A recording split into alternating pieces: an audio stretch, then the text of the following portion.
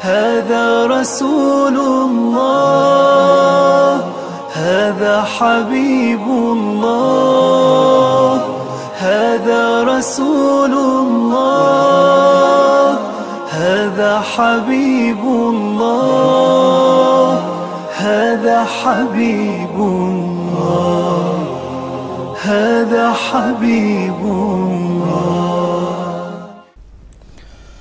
Bismillahirrahmanirrahim. Assalamu alaykum. Hurmatli televizor Mana bu Rasulullah programımızın 24. saniyə görüşmələrini qızğın qarşı alırıq. Ben Abdullah Yalqın. Qadrli görürmələrimiz, həmənlər məlum bolğandək bu mübarək uluq ay başlanğan gündən tatib bugünkü günü kəlgişə Rabbimnin iltifatı, rəhməti bilən hər günü şu saatlərdə ikranlarda bulub kilodimiz. Şu süyümlük peygamberimiz, yolbaşçımız Muhammed sallallahu aleyhi ve sellem'nin yani şu birbirinden güzel ahlakını, iş hareketlerini hayatımızda özleştirip, özümüzün hayatını tekimmek bu özgürlük iyi boğan güzel ayda özümüzge bir nasıl koşalısak, nime diyen baxtlik müminlerden bulumuz inşallah. Şu niyete başladık. Her bir programımız məlum oladək ayrım məxsus bir ünvan bilen ketib atıdım. İnşallah bugünkü programımız şuna oxşaş Resulullah ve Kapırlar degan ünvan bilen mağamız. Programımızın daimlik mehmini həmala tanışıq boğan dəvətçi ustaz Şərq Türkistan Ölümalar Birliği əzası Habibullah Kösənin təklif qıldı. Qimmatli vaxtını çıxırıb qədəm təşrif qılğanlıq üçün oldu bilen köpdən köp rəhmət etimiz. Sizlərə rəhmət. Allah razı olsun. Qadrlik görülmələrimiz həmənlər məlum bolğandək proqramımızın meydanını taxtlı atıdı. Proqramımızға alaqadar bolğan hər qandaq sual nimələr bolsa, onu ekran aldıda çıxıb turayotqan nömrələr arqalıq bizə yollaşanlarını, yazışanlarını ümid qılırıq. Şundaqla proqramımızın köplügən qayrindaşlarımızın faydalanışı üçün proqramımızdan köplük həm bəhirləb qoşanlarını ümid qılırıq. Çünki yaxşılıq niyyət güzgüçü şunu qılğan kişiyə oxşaş əcr buldu. Şundaqla bu axırqı küllerde sanaqlıq küllər qaldı. Rabbimden bu uluq küllərdən bunu texinbək qadrini bilib yaşanlarını bizge hem dua qoşunlarını ümid qılımız. Bugünkü temimiz ustaz deganimizdek Rasulullah ve Kapırlar temimizde toxtulaylı dedik. Dünya bulup bugünkü günkə geçe hakikat bilen batıl o'ttirsizlik küreş hiçbir zaman toxtab qalmadı. Hem toxtamaydı kıyamet qayım boğaça. Haq bilen batıl o'ttirsizlik küreş. Şundaqla bu Allah'ın bütün peygamberleri ep kelgen diniga iman etquchilar bo'lgandek etmaydigan, bununğa qarşı iş qildiganlar bor yoki o'zining boshqa e'tiqodi bilan yurdiganlar bor hamda.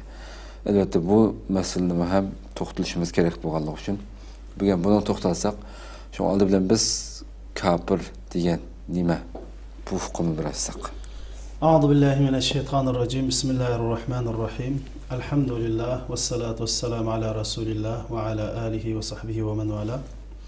Allah subhanahu ve taala uluq günlerde hemmimizden kan taat ibadetlerini kabul kılsın. Allah subhanahu ve taala vatandaki mazlumlar kan dualarımızı ve zalimlerini yer bilen yeksan kılıç bilen kan dualarımızı icabet kılsın. Ve şundaqla bizninki muş Resulullah'ınki kişiler bilen boğan kişilik münasebetini yaxşı özleştirip bir sübetlik Müslüman buluşqa bu Ramazan biz üçün özümüzni ıslah qilish, iş hareketimizni, gap sözlerimizni ıslah qilish bir ey bolsun inşallah. Hamda bu Resulullah'ın kapırlar bilen boğan münasebetini sözlemoqchi bolsak, aldalan kapır degan kim o desek. Hamda kapır degandan ki Müslümanın aksi yani.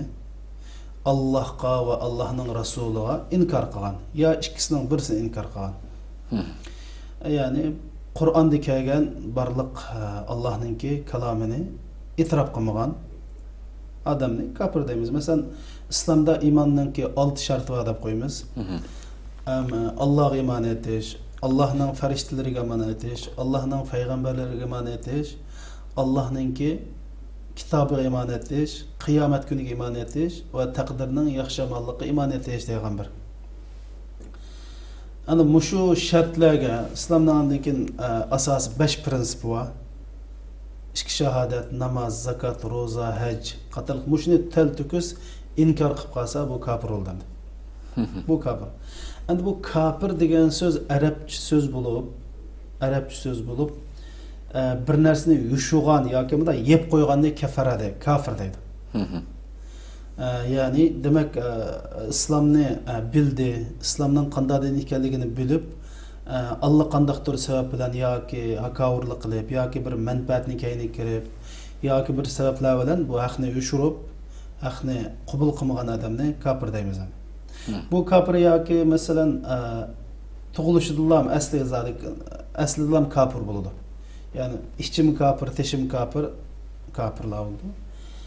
Ba'zi kafirlar bo'ladi, masalan munofiq o'xshash. Qilgan ko'rinishda musulmonda ko'rindi, ammo ichida kafir. Yoki asli musulmon tug'ildi, ya'ni musulmon jamiyat yashab, musulmon holat, musulmon bo'lib, keyindan islomdan yenib oladi. Buni murtad deb qo'yamiz. Mushni biz ham kafir deymiz. Xo'sh. Kafir degan musham.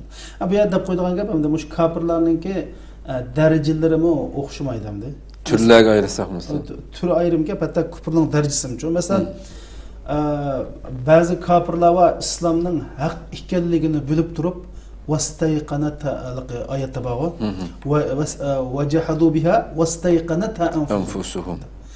U ishchilarda islomning rostligini bilib turib inkor qildi Alloh. Amma masalan islom yoki yetmay qolgan, masalan ma'lum bir Afrikaning bo'jaklari deb qo'yamiz. Yoki islom yassimo, to'g'ri islom yetmay, boshqalarningki islomni mandaq burmilgan shaklda yetib qolganligi bilan islomni bilib turib inkor qilganlarningki nimasi o'xshamaydi endi. Buni Alloh subhanahu va taolo hammasini o'z loyiqida hisobini oladi. Turlarga bo'lsak, qancha turga bo'linadi? Masalan, kafirlarning turlariga bo'lsak, endi o'limalarimiz kafirlarni taxminan bir nechta turi bo'lgan. Shuning uchun oralig'imizda urush bo'lgan kafirlar yani. Ya'ni dushman kafirlar deymizmi? Jang. Oralig'imizda maxsus arabchada muharibun deydi, o'tirimizda jangva kafirlar. Ya'ni musulmon bilan kafir o'rtasida qaysi bir yasini ko'rsa, o'ttirdigan yoki suqishdigan, urishdigan kafirlar bo'ladi. İkincisi ahli zimma deb qo'ydi. Bu musulmon davlatidagi azsalliq kafirlar. Ya'ni islom davlatida ular deydi biz bu dinni musulmonlarning himoyasida yashayotgan shu musulmon davlatidagi azsalliqlar. Xo'sh. Üçüncüsü mana qiliqi ahdi deb qo'ydi. Musulmon bilan kafir o'rtasidagi mana qiliqi nimba. To'xtam tuzishgan.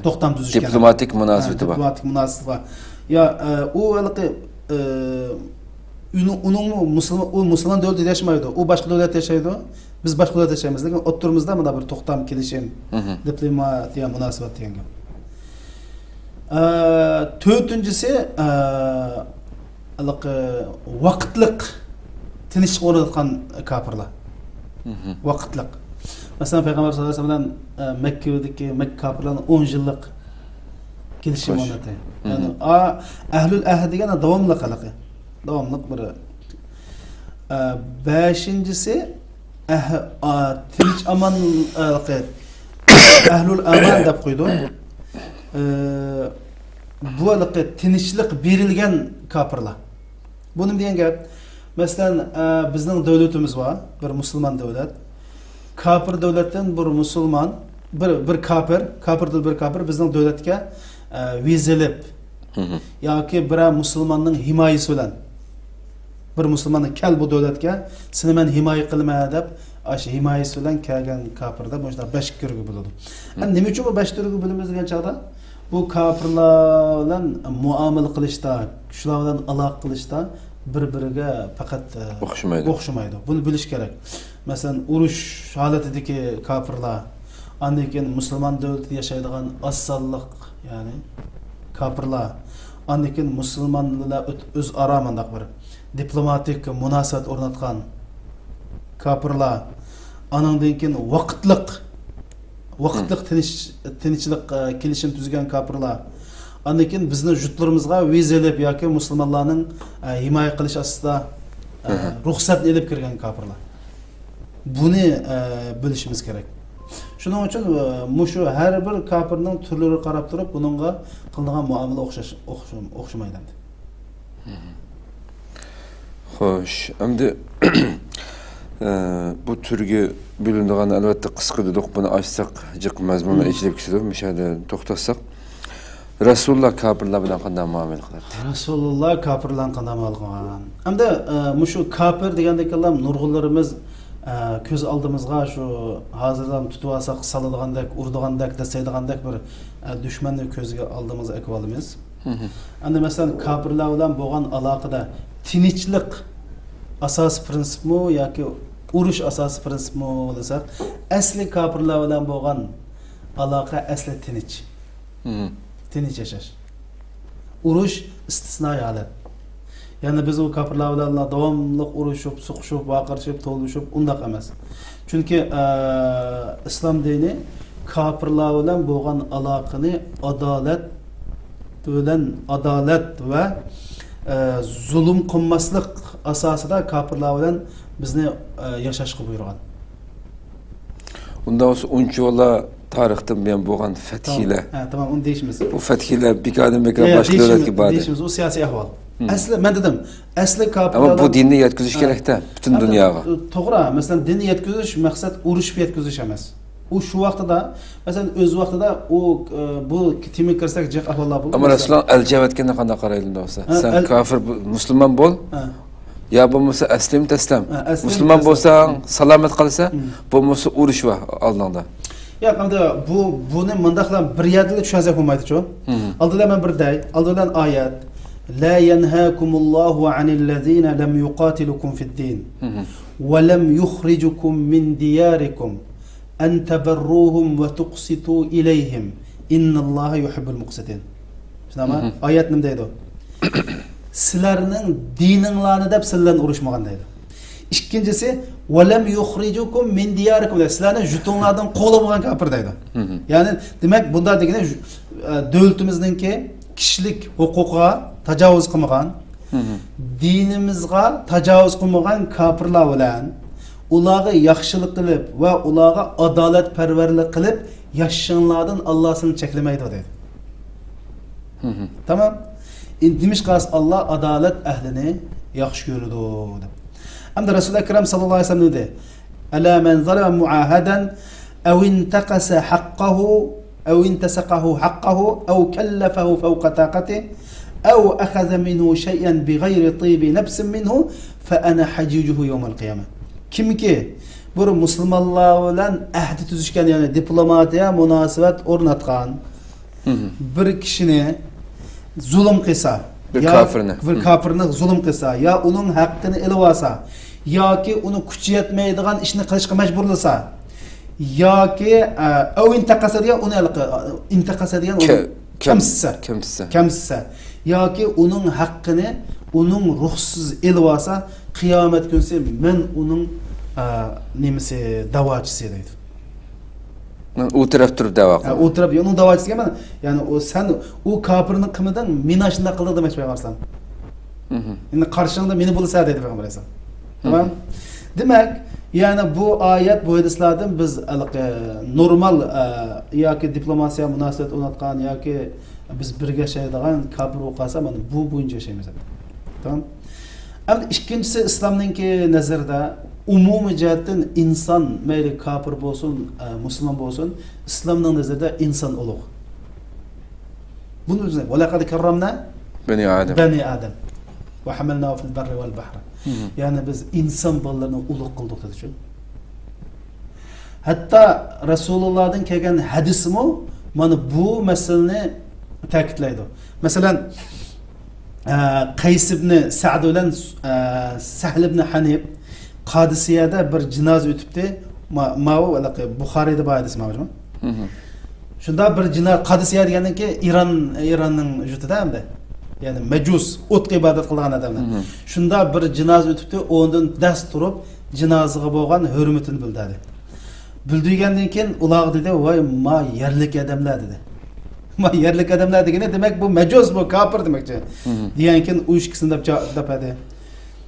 Payg'ambar sallallohu alayhi vasallam qashidan bir jinoza o'tibdi.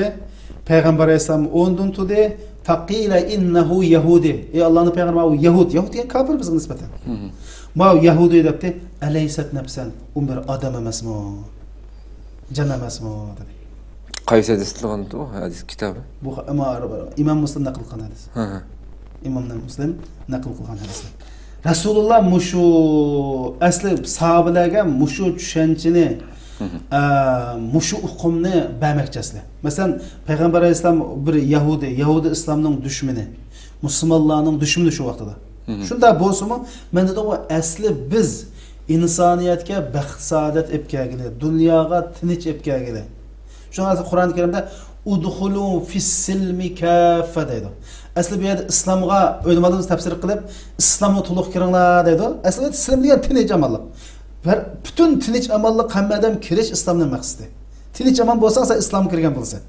Chunki islom, haqiqiy islom insoniyatga tinch amal qilib keldi. Asli maqsad shu. Yani bir adam bu İslam'ın maqsadi elmasdan naqs degandek urushu, suqishu uning ayrim kelmas. Nur o'g'illar siyosiy masala. Masalan, uni ustiga sizlar u chaqda da'vat qilish uchun usul shuti.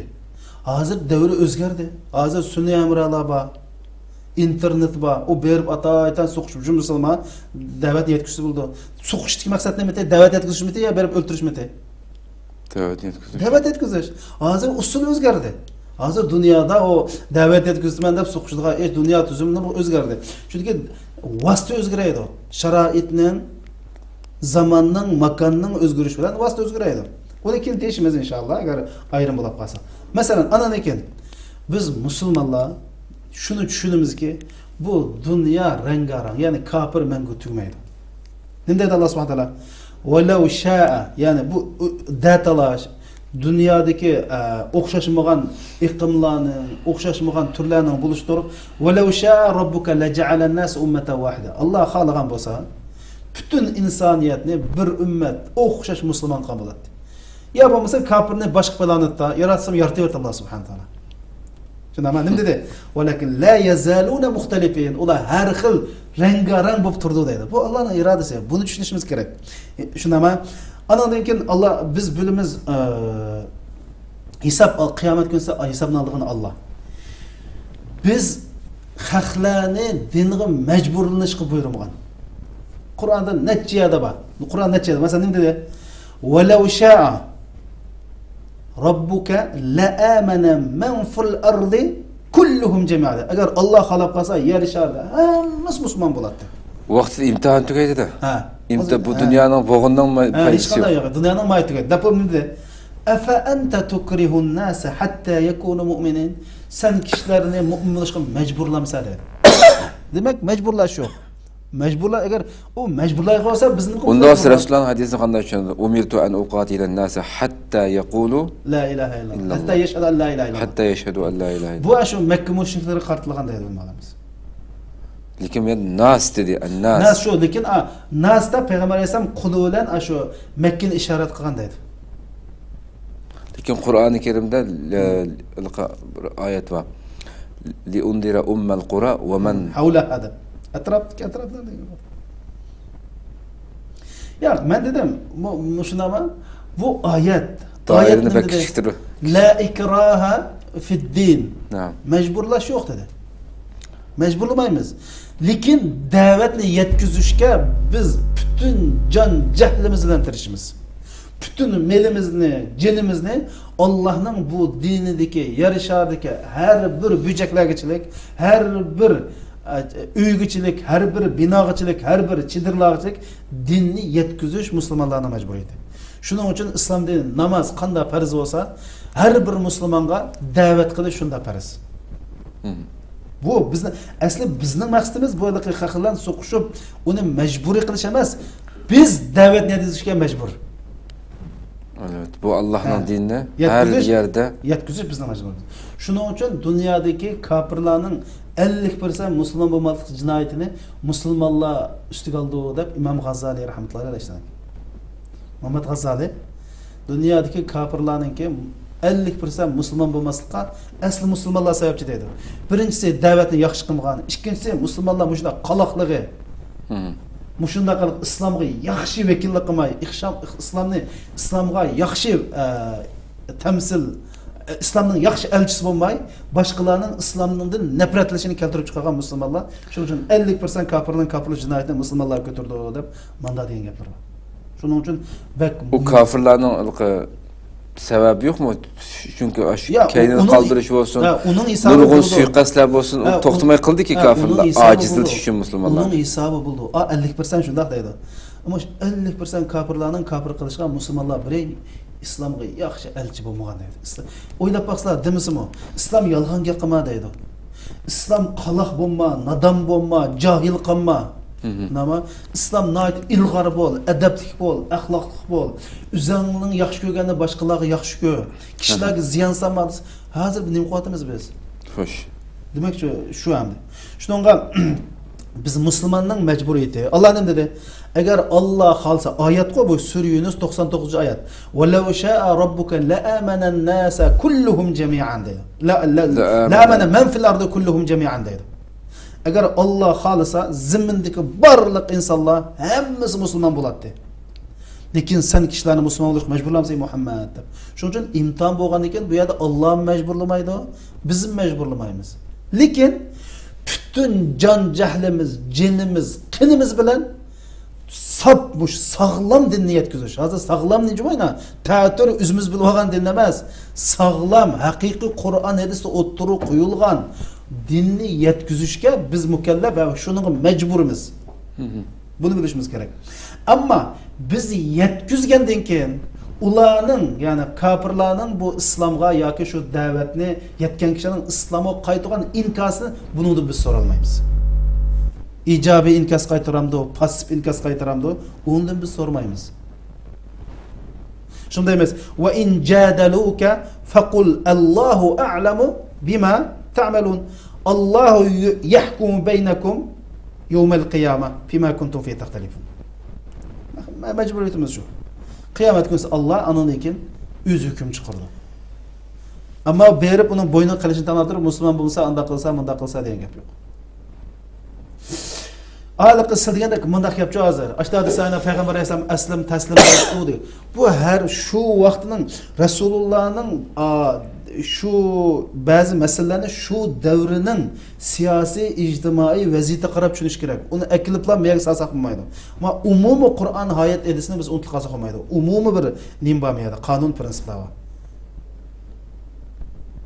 Tamam, bunu unutilib qoliblam, oyatni pochlab akiblam, voy manda degan menda manda qilishimiz kerak deb. Shu buni ham datalash bor, masalan, burunqi olimlarimiz, ya'ni salaf ulamolarimiz, masalan, Abu Yamansiga bir narsa dedim. Düşmanlar bilan, kafirlar bilan bizning aloqamiz tinchlik asosimi, urush asosimi degan gapni men tinchlik asos dedim. Bu kimning gapi desizlar? Mutaaxir ulamolarning gapi. Ammo burunqi ulamolar urush aslida degan yerlarim bor. Lekin asas urush degan. Lekin u chaqning vaziyati bilan hozir biz davrimiz yashayotgan vaziyat o'xshamaydi.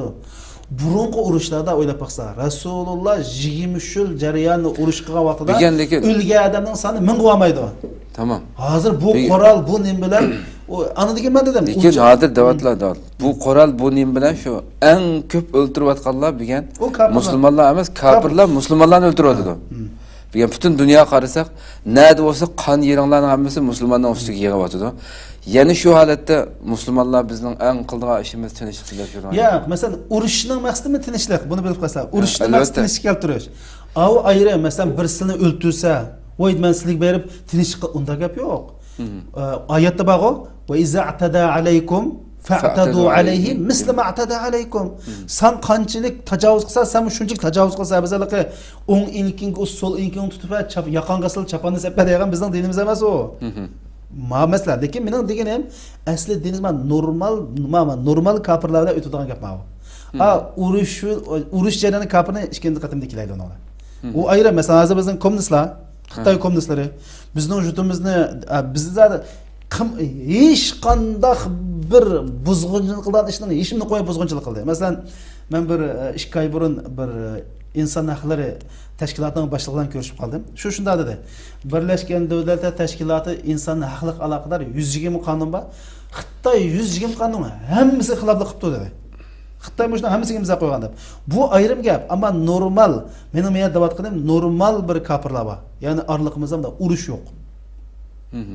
Urush yo'q, kafirlar bilan qanday muomala qiladi? Asli umumiy din nima qaraydi? Bu ayrim.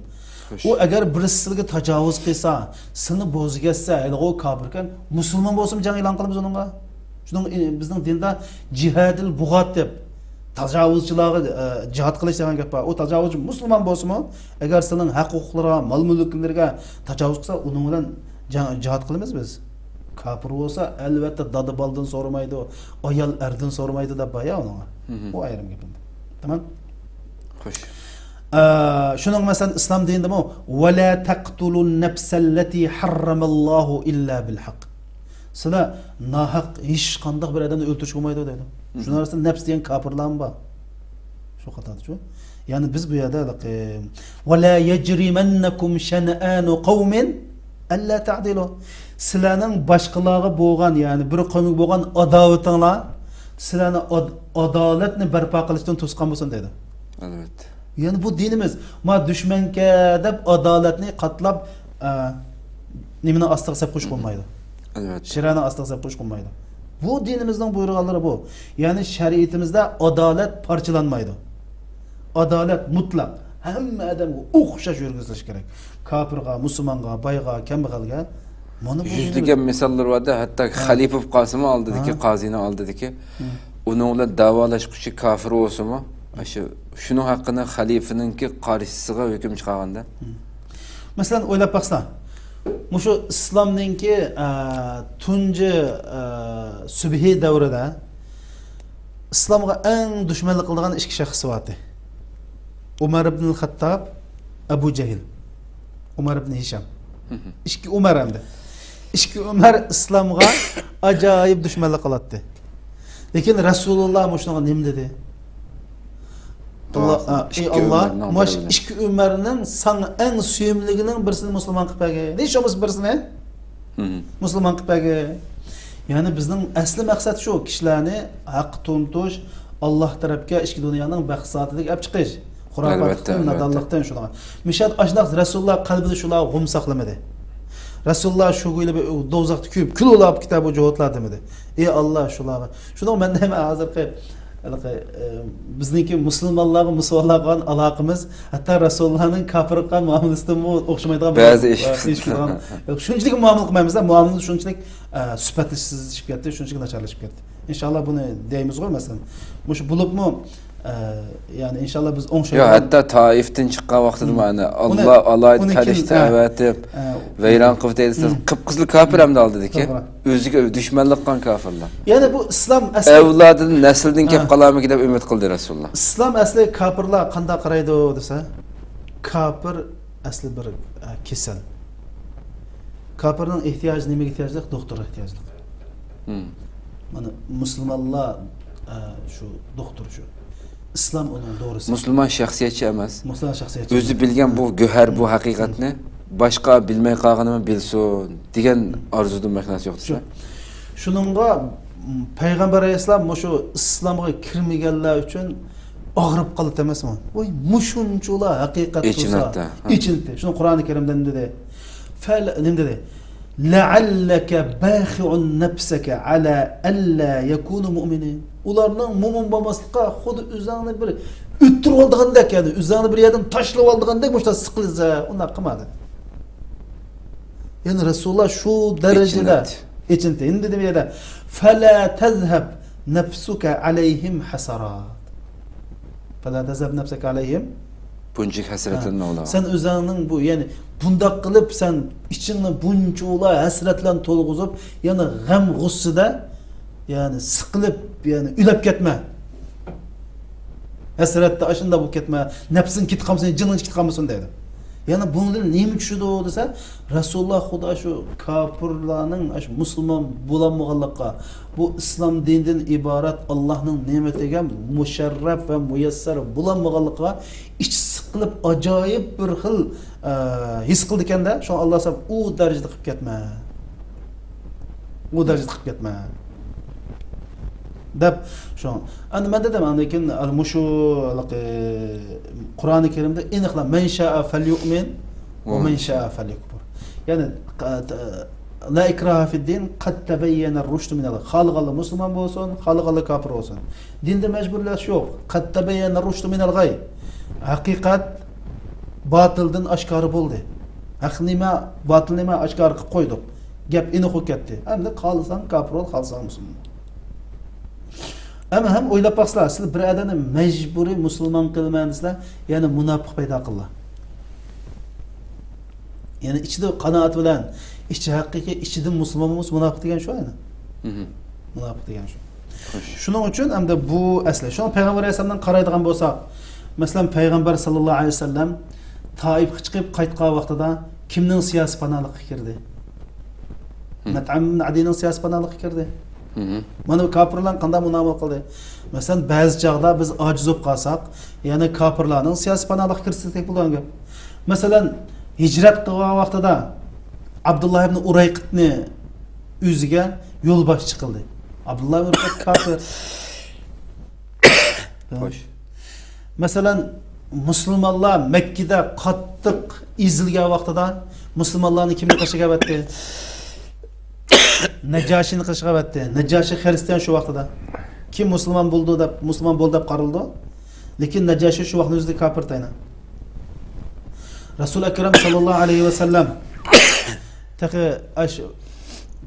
Peygamber bo'g'icha hatta peygamber bulup mu 10 yil jarayonida kimning himoyasida yashadi?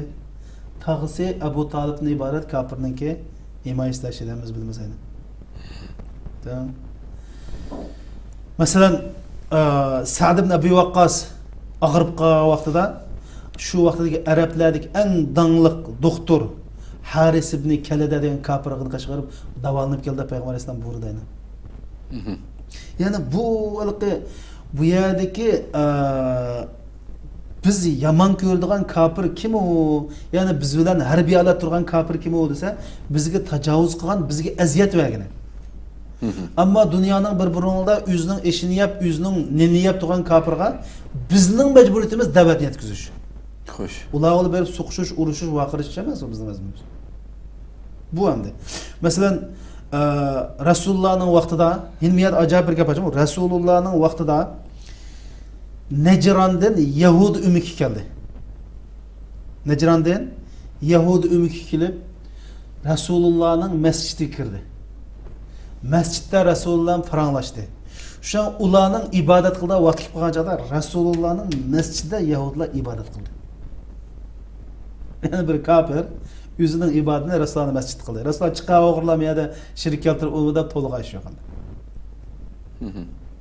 Yani bizning maqsadimiz güzel bir şekilde, güzel ahlakımız, güzel texniklerimiz, güzel işlep çıkan mahsulatlarımız, güzel ideallerimiz, güzel iş hareketlerimizden davet etkiziş hazır.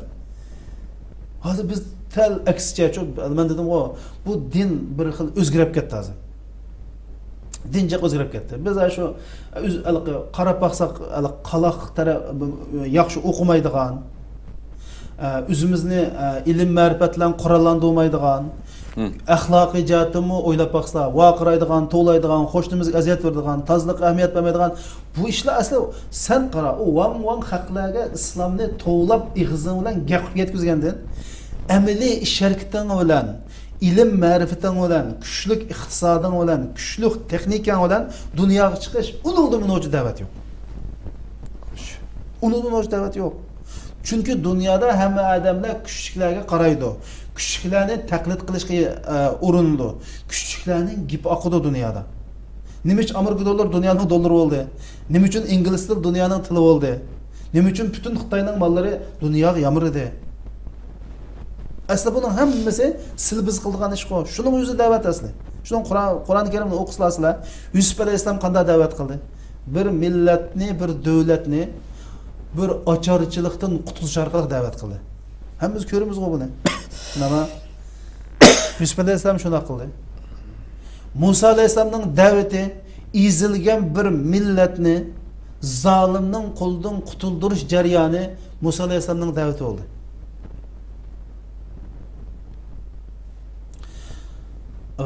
Talut Jalutning davati, Ana degan Sulaymon alayhisolamning da'vati. Qaraslar hamma da'vatga kash og'zida kapishib o'tirgan gap emas u.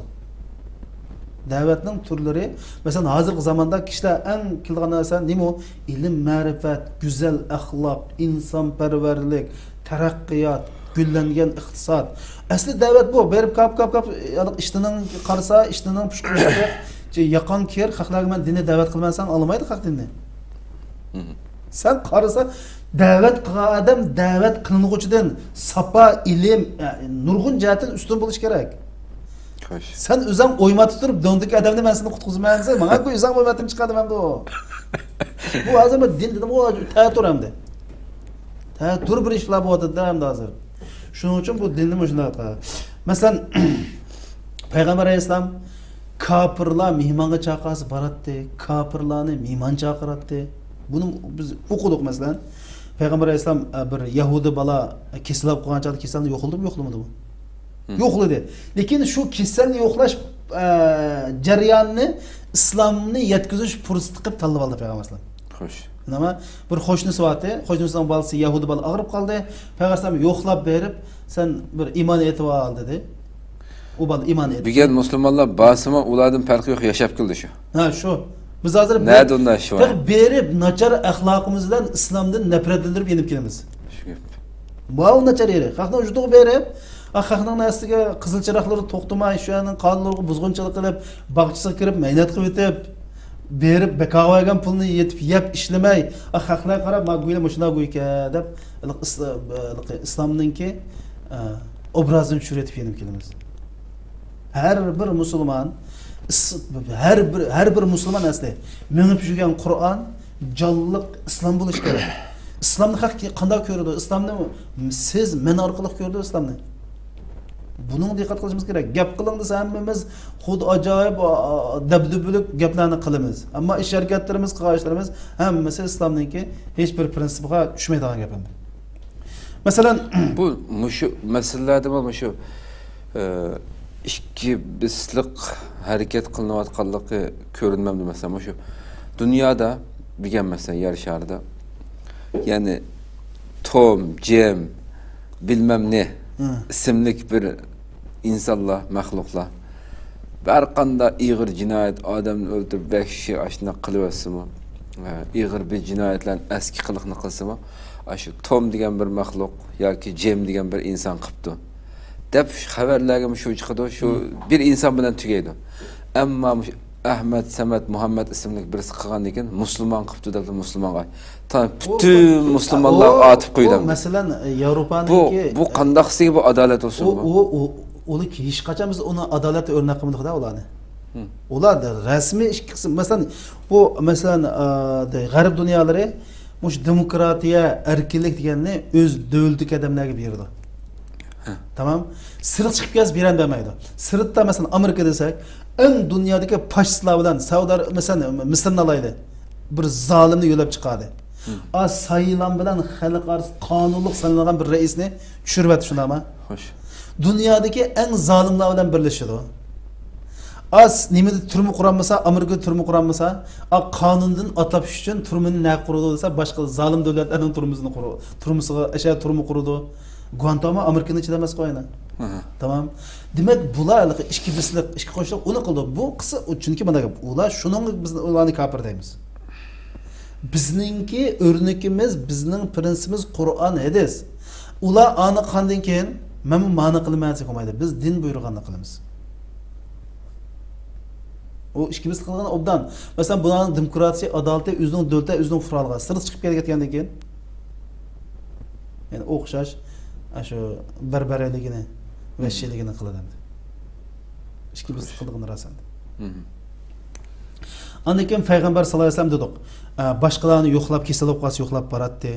Hatto o'tgandim deb o'tdik, kafirlar uyga tamoq chaqasa, tamoq qilmagan. Bir majus parisi tamoq chaqirib, "Ma Oyshani Apraymov siyoq uzan keldi" deb kendini bir axir Payg'ambar sallallohu alayhi vasallam Oyshani bag'aliqni bildir. Ya'ni harom tamoq yetib bo'lsa, halol tamoq yetib bo'lsa, Payg'ambar sallallohu alayhi vasallam bir tamoqni yegan. Kafirlarga hadiya qiladi. Hadiya qilsa qabul qiladi. Bizim İslam tarixida buni nurg'un yerda ko'rdik. Masalan, Salman Farisi Müslüman buluştuğun burun Resulullah'ın kaşı xom götürüp geldi aynen. Mavu sadakat yani zakat dep deyip Peygamber sallam yemey sahabelerge buluşturup berdi. Mavu hediye dep deyip Peygamber sallam üzüm yedi başkalarına berdi. Tamam. Andan keyin hammamiz bilamiz Peygamber sallallohu alayhi vasallamga Mariya Qibti onamizni amaliyotda Misrdagi bir amaldor so'g'at qilgan aynan. Rasululloh hadiya qilgan. Shundaqla Najjoshim Payg'ambar alayhisalomga hadiyalarni avatgan.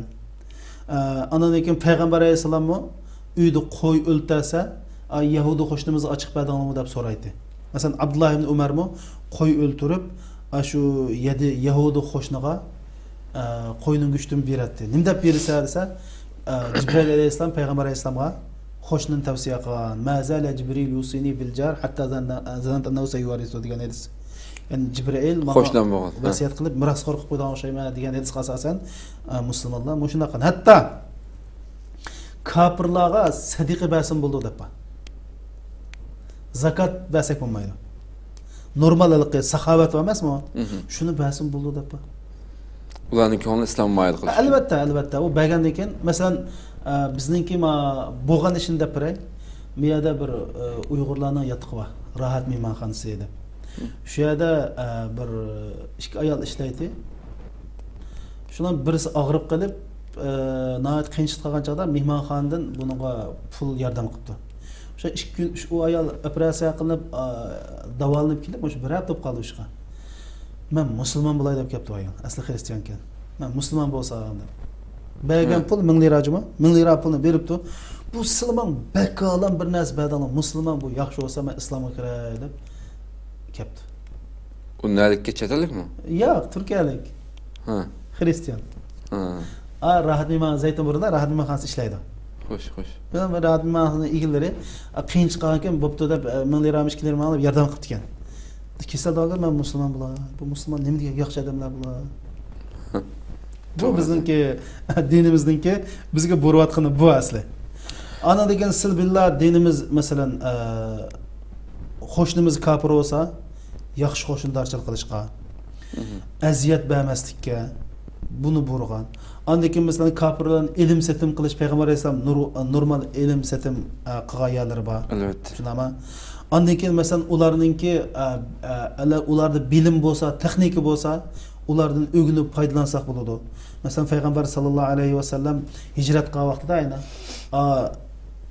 yo'l bildigan kofirni o'ziga qanday qildi? Yolladi. Yollab yo'l boshlab chiqildi. Demak, bu mana bu nimalar qanday kofirlar desa, hozir biz degan ya o'ttirimizda diplomasiya munosabat va kofirlar yoki bizning jutumizda yashaydigan asonliq kofirlar yoki bizning jutumizga sayohat uchun yoki ziyorat uchun viza kirgan kofirlar yoki biz bilan ma'lum muddat tinchlik o'rnatgan kofirlar. Mana bular bilan bo'lgan aloqa. Tamam.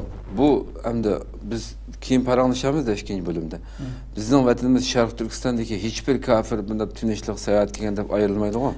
O bizim devletimiz kurulgan vaqtlarında ayrılar var. O ayrım. Biz vizbege vaqtida. Ma o düşman demez. Bu biz bilan urush altidagi kofir kirdi.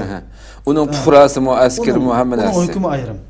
Chunki uning fuqarasi bizdan so'rab kirish kerak.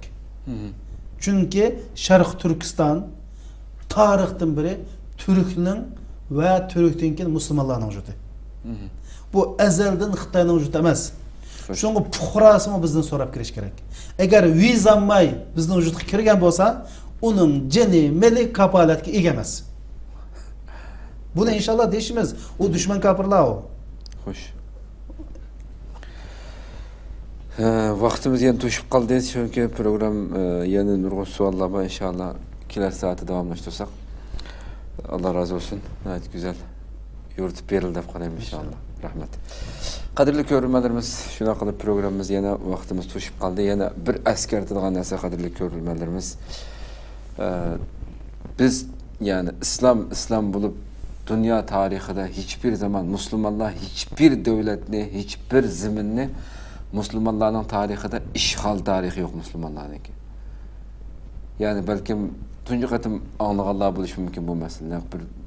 Çünkü Müslümanlar nurg'un zaminlarni egallab, islomni shu yerga yeyib qolgan tusaatda biz yashayotgan Turkiya mesela fath qilingan bir zamin. Müslümanlar tarixida ishg'ol tarixi yo'q, balki u zaminga Allohning adolatini, islomdan iborat bu adolatni olib kirib, shu zaminning fuqarolarini bu güzel adalet qo'yniga olib kirish uchun shu zimindagi zalim, o'zining zalim hukmronlardan u yerdagi xalqni qutqizish va fath qilish va shunga hech bir kitoblarimizda musulmonlarning ya palani qo'mondonning pustani ziminni ishg'ol qildi degan bir tarix bir kitob o'qimaysizlar. Buni faqat g'arbdagi islomga qarshi yozadigan yozuvchilarnikini o'qiysizlar. Musulmon palani xalifa, pustani qo'mondon palani ziminni ishg'ol qilgan manchildi.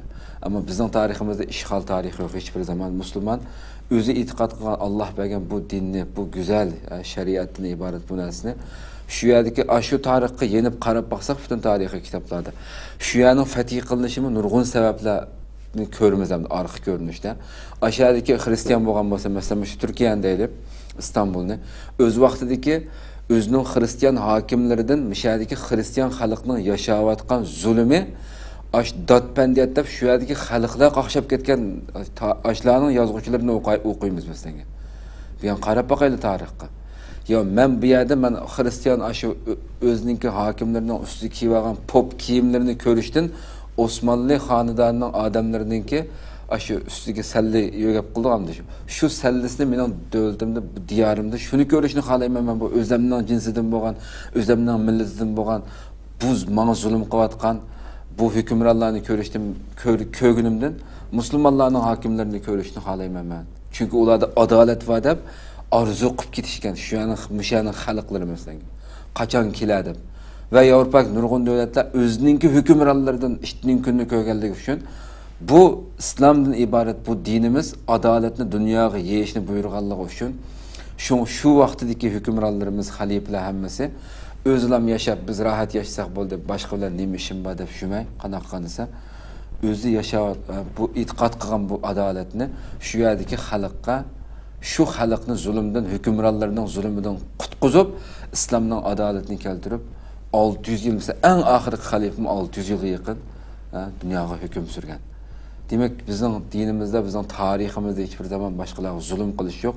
Bu harbiy harakatlar bo'lgan bo'lsa hammasi bu Allohning adolatini, islomning adolatini shu xalqqa kirganlar hech bir zaman ham dinga majburlanmagan masalan. Osmonli xalifaligidan tortib kirib bo'g'ish fath qilib, unda musulmon bo'lsa, bo'lmasa vayron qilma demagan. Ammo xristianlar boshqa yerdan kelib Falastinni ishg'ol qilganda shu kirib bo'g'ish necha million musulmonni Falastin diyorini qon dengiziga aylantirib o'tgan masalan. Ahli salaf urushlari qarab boqaylik. Shu tarixlarni o'qisak hammani ko'ramiz. Ular qon dengiziga aylantirib bir yerni ishg'ol qildi. Chunki ularning tarixida ishg'ol va u zaminni butunlay vayron qilish va o'zining qilib olish va xuddi bizning zaminni qilayotgandek.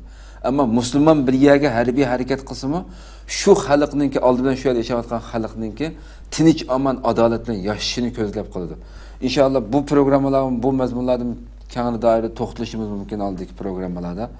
Shunga bu muhim bir nuqta bo'lganligi uchun men biraz eslatib qo'ydim. İnşallah kelarki atiki programmamizda Alloh umr basti ko'rishgacha aman bo'lg'aysizlar. Assalomu alaykum va rahmatullohi taala va barakatuh. Ya sayyidal kawnayn ya alamal huda hadha al-mutayyam fi himaka nazilu law sadafatni min ladunka inayatun la azuru taybata wan nakhilu jamil